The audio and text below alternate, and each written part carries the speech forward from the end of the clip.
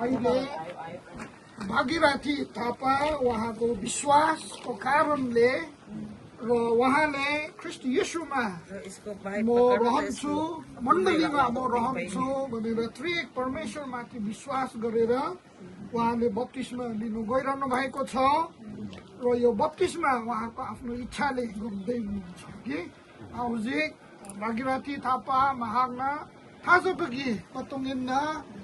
Yesu Krista da tazabagi matung mana ay baptism logni ay kasamak na maagna masipundok sa kare aduhusik se ay na baptisma pigani ay ha Reverend Ruben Shankar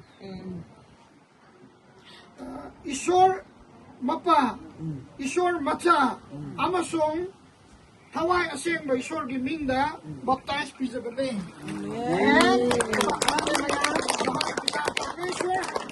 धेरै धेरै धन्यवाद दिदछौँ आज स्वर्ग रमाएको छ कारण